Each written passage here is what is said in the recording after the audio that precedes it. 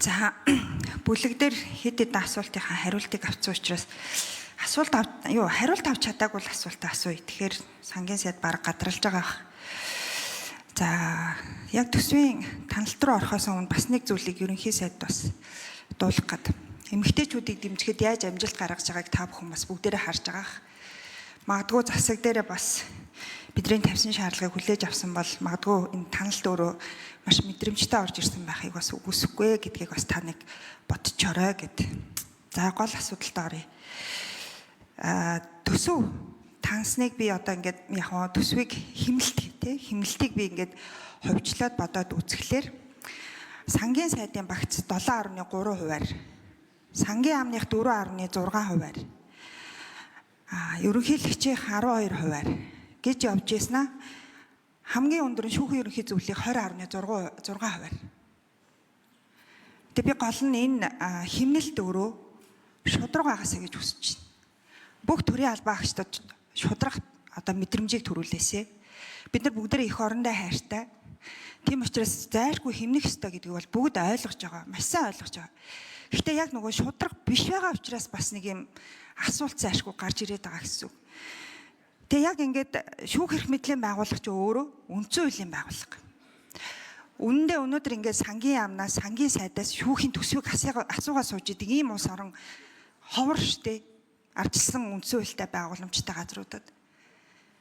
Тэгээ арай их шүүхийн тухай хуулийн дээр шүүхийн төсвийн хууль зүйн баталгааг нь гаргаад өгсөн чи одоо ерөөсөө тэр шүүхийн тухай хуулийг хэрэгжүүлдэггүй. Шүүхийн тухай хуулийн дээр хууль зүйн байнгын хорооны баталсан төсвөөс доошо буулгахгүй гэсэн одоо тэгэл ерөөсөө дандаа буулгана.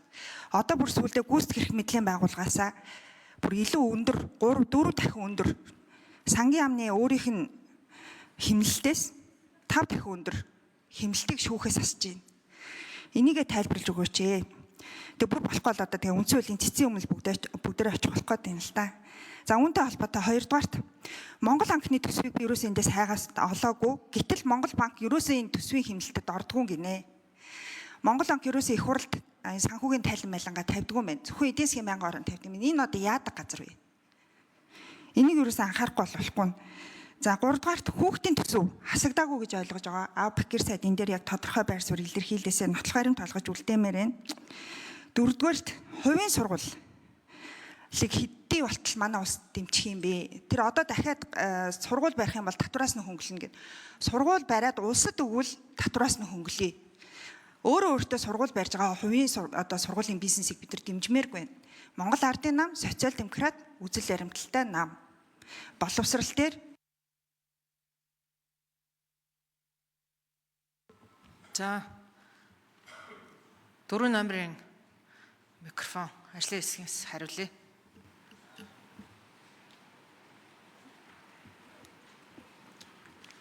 Сангийн амны хэлцээний дарга Бат Эрдэнэ гишүүний асуултанд хариулъя. За тэгэхээр шүүхийн ерөнхий зөвлөлийн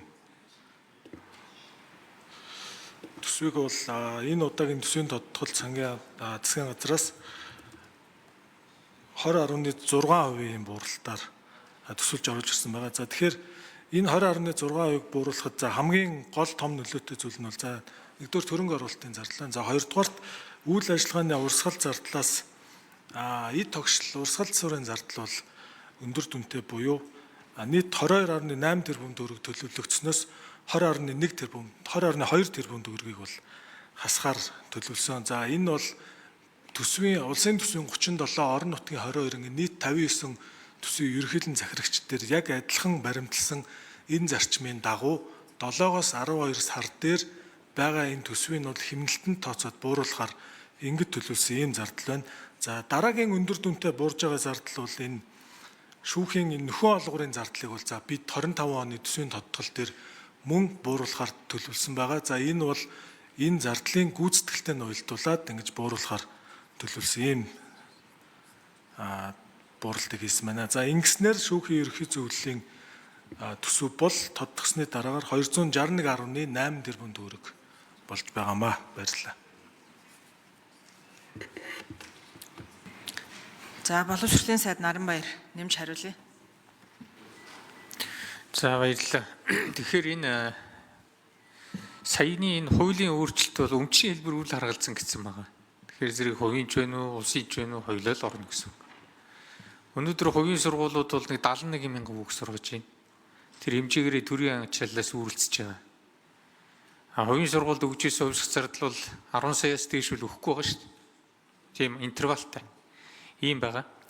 Тэгээ яг энэ удаагийн одоо төсвийн тодтолоор үнэхээр одоо өнөөдрийн урсгал зардлаасаа их тандаж хасж байгаа. За тэгээ энэ хүрээндээ салбар болгон л ийм одоо хэцүү байдал үүсэж байгаа. Тэгээд цаашдаа хувьсах зардлын одоо юу энэ хувийн сургууль цэцэрлэгт олгож байгаа хувьсах зардлыг зогсоох гэсэн их хурлын тогтоолын төсөл орсон явж байгаа. Энийг хариулъя. Түрүүнд би хэлсэнчлээ одоо энэ хэрвээ энэ ингээд үргэлжлэн цэцэрлэг бол бүр хүндрэхээр байна гэдгийг бол хэлээд байгаа.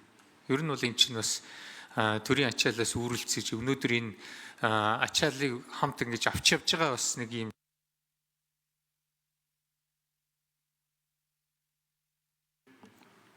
За тэгээ.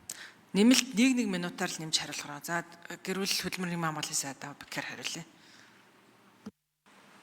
За хүүхдтэй холбоотой зардлаас бол нэг төгрөг тодтоглоор хасагдаагүй. Хүүхэд хамгааллын тухай хуулийн 32-1 дээр засгийн газар хүүхэд хамгааллыг доктортой санхүүжилтээр хангах үүрэгтэй. Мөн төрийн эмнэлтийн тухай хуулийн дээр ч гэсэн хүүхэд хамгааллын санхүүжилт бол энэ хуулинд хамаарахгүй зэрэг хуулиар хамгаалагдчихсан байдаг. За манай салбарын хувьд бол мэдээж хэрэг урсгал зардлаас тодорхой хэмжээний хэмнэх бололцоотой зардлуудаас бол тодтоглоор хасагдаж байгаа гэдэг. Хэмжиж болохоор зардлууд. За мөн одоо хүүхэд хамгааллыг хариуцсан бид нар саяхан бас орон тойг 833-аар баталж өгөөд хүүхдийн нийгмийн ажилтан гэдэг шинэ орон тоо бий болгосон. Одоо ялангуяа хөдөө орон нутгийн хүмүүс маань эдгээр нийгмийн ажилтнуудад бол маш ам сайтай байгаа. Одоо гэрт нь явж орж ирэл танаа хүүхэд сургууль цэцэрлэгт хамрагдсан уу? Одоо хүчирхийлэлд өртөж гэнэ үү зэрэг одоо хараа хяналттай болсон учраас бид нар энэ 833 орон тоог бий болгосноор хүүхэд хамгаалалт талдаа давуу тал болж байгаа. Тийм учраас товчхон хариулахад хүүхдийн салбараас нэг төгрөг бол хасагдаагүй гэж хэлж байна. Баасан жаргал гишүүн нэмж тодруулъя. Миний гол хэлэх гээд санаа сангийн яамныхан бас нэг зүйлийг ойлгох хэрэгтэй. Бусад төрийн байгууллагатай яг адилхан зарчмаар шүүхийн төсвийг хасж байгаа гэдэг ойлголт юусоо байж болохгүй. Би хэлээд дээ шүү дээ. Чи үндсэн хуулийн тусдаа эрх мэдлийн байгууллага. Шүүх эрх мэдэл, гүйцэтгэх эрх мэдэл, их хурл, хууль тогтоох.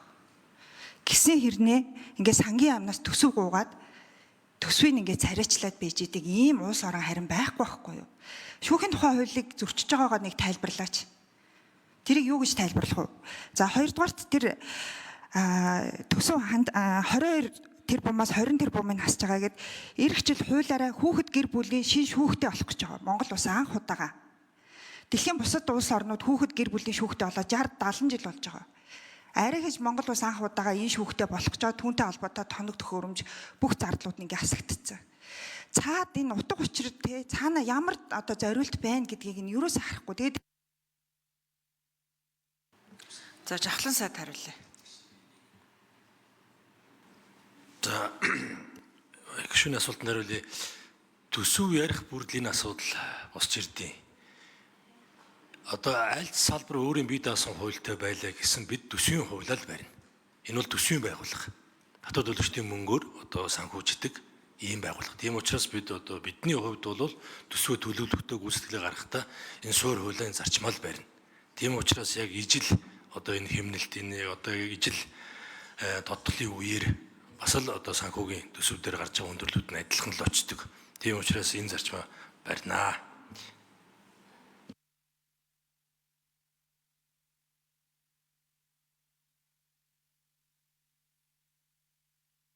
За баасан жаргал гишүүн нэмж тодруулъя. харин миний гол хэлээд байгаа юм энэ л дээ. Үндсэн хуулийн байгууламж гэдэг нь шүү дээ. Бусад төрийн байгууллагын бусад салбартай битгий адилтгаач гэдэг байгаа шүү дээ. Энийг ерөөсөө бүгдээр ер нь гэхдээ ойлголцохгүй байх шүү. Тэгэхээр энийг бас нэг арай өөр төвшөнд энэ асуудлыг үндсэн хуулийн түвшний асуудлыг ярих хэрэгтэй болж таарч байгаа шүү. Дээрээс нь нөгөө дагаж орж ирсэн тогтоол дээр семинар хурал зөвлөгөө дотоод албан томилолт сургалтын бүх төрийн байгууллагын сургалтын зардлыг хэмнэлтэнд оруулж байгаа шүү байна. Хуулийн салбар ерөөсөө томилолтгүйгээр сургалтгүйгээр ерөөсөө төсөөлөгддөггүй салбар. Бүр хуулиараа сургалтын заавал хамрагдах үүрэгтэй байдаг салбар. Тэг ингээд ерөөсөө энэ хуулийн байгууллагын системийн энэ өөр ялгаатай байдал гэдгийг ерөөсөө ойлгохгүй. Тийм учраас үндсэн хуулиар зориуд энэ эдийн засгийн баталгааг нь үндсэн хуулиар хамгаалсан байдаг гэдэг байгаа байхгүй юу. Тэгэхээр тэр шүүхийн тухай хуулийн тэр холбогдох заалтыг зөрчиж байгаагаа бол таныг би тайлбарлаж хэлж чадахгүй байна гэж бодож байна. Тэгэхээр хэрвээ хууль зүйн сайд байсан бол бас хууль зүйн сайдыг үүнд анхаараасай гэж бодож бас зориудын үгийг протокол тэмдэглэж үлдээ. За баярлалаа. За баасан жаргал гишүүн үг хэллээ. Мөнх чулууны